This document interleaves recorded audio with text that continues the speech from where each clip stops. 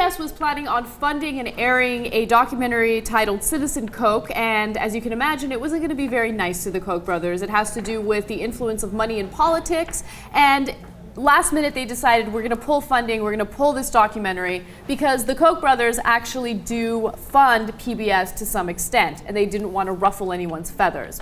As a result, the two filmmakers involved in the movie, Academy Award nominated filmmakers Carl Deal and Tia Lessin, went to Kickstarter because they wanted to create the film nonetheless, and they actually raised more money than what they were going to originally get from PBS. Good. So PBS was going to give them about $150,000, but now it turns out that as of Thursday, the Citizen Koch movie raised $170,000 from nearly 3,400 donors. I'll give money to that.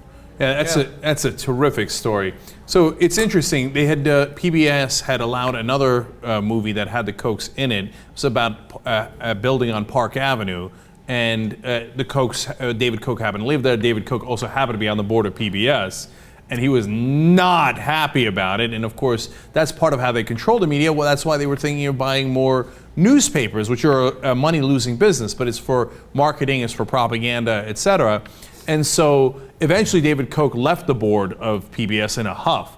And so PBS was scared out of their minds. Oh my God, what did we lose our corporate donors? We lost the Kochs, oh no. So when this movie was coming out and it was about the Koch brothers, they didn't want any piece of that controversy. They ran for the hills, which is terrible. But now some of the people in the article were quoted as saying, I stopped giving to PBS and I started giving to this documentary to make a point. Yeah. And which is disastrous because PBS is, very dependent on private donations. No, all their money comes from the government. That's only where all your tax dollars go. 12% of their funding comes from $10 billion a year.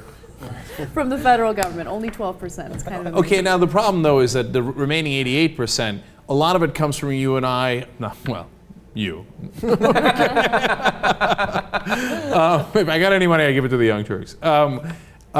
But a lot of it comes from corporations and sponsors and benefactors. But when you do that, then you're beholden to the benefactors.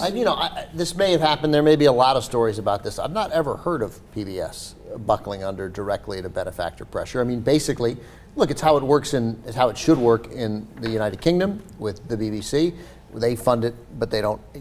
The idea is, look, we're giving you money, and then editorially, it's totally up to you. Right? That's how it's supposed to work, but with corporate America never doesn't seem to expect some degree of return on whatever they lay out. Mm-hmm.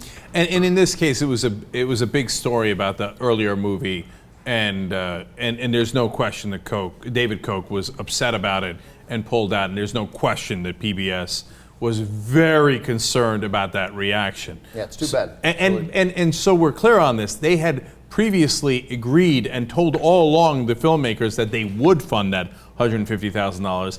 After the other movie came out and they got the pressure, then they said, yeah, you know what? We changed our mind on that funding. And then, of course, they give a list of nonsense reasons, which were, they didn't even try that hard. Right. So, well, we ran out of milk and there was parking. So, but look, hey, good news. Good news. You know what? The big benefactors, you want to pull money out of these big media organizations, threaten them, etc. Sorry, they got more money online. Mm-hmm. So the internet sends its regards.